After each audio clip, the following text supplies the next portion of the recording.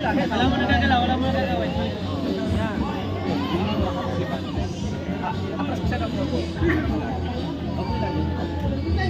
Eto, as natin, napakahaba, di ba? Wala kang kalabin eh, wala kang kalabin eh. Sabi, tatlo. Hindi ba yun ginagawa? Wala kang karabin eh. Ginawa doon, atras pa kasi mali ka pa. Ang ginawa doon, bumuwasan ng ano? 8 knot. Ng 8. Bumuwasan ng 8 dito.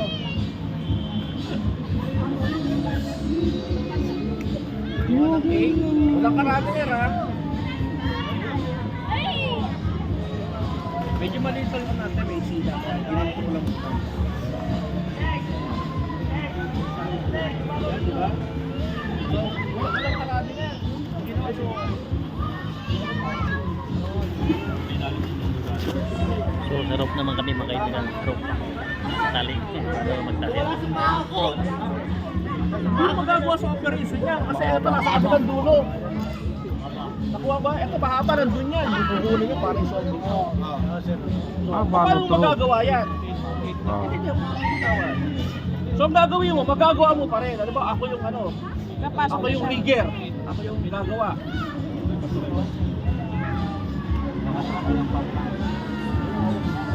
Para magawa ko to. Tumingin muna dito kay Master. Tumingin muna ginagawa. Yung tinuro sa inyo.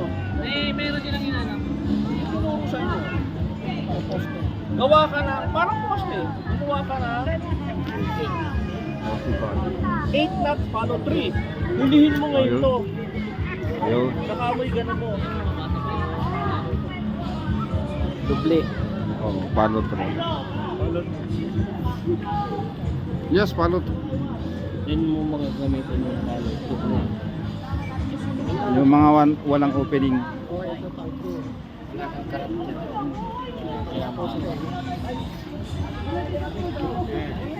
Ganun lang, same principle. Di ba? Hindi yung kukunin mo yung napakahaba sa kamo kukunin, isusot mo ganun, hindi. Ang gagamitin mo.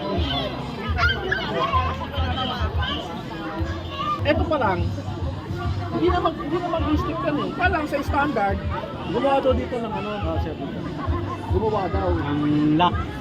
Kapag mo yan, kakawala yan. Hindi, kahit wala ano, di ba? Pero, paano ba yung standard? Gagawa ka ngayon dito. Stopper. Stopper nut. Di ba? Yes, sir. Itabit mo dito, separate mo.